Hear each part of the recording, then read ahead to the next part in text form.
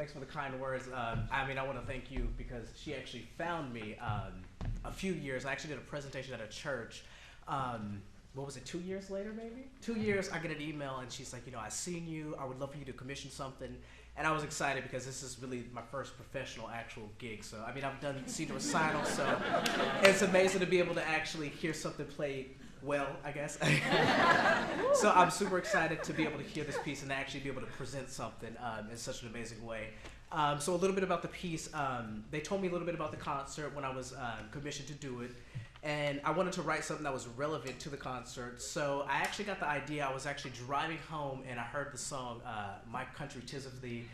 And I heard the line, let freedom ring. And it kind of brought up all kinds of different things. And I kind of went home. And because it is so close to February, African American History Month, and because this concert is directed towards African American composers, I kind of wanted to go with something relevant to the concert. So I kind of came up with this whole text based upon kind of like a spiritual, I guess you could say.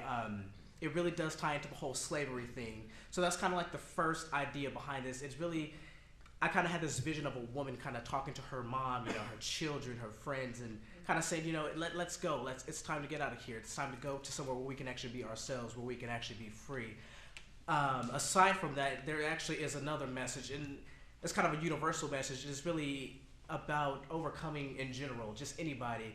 And I think everybody in this audience could relate to some time in their life when they were in some kind of situation. I don't know, you know, right now maybe you could have lost a job, maybe you're in some kind of debt, or anything where you have to overcome.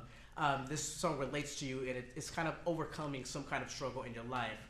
And this song is just full of all kinds of surprises because there's one more message. And that's really kind of, it has to do with kind of the mind, because I think that every single person in this audience will really realize that at some point in your life you will realize that the hardest thing to really overcome is yourself.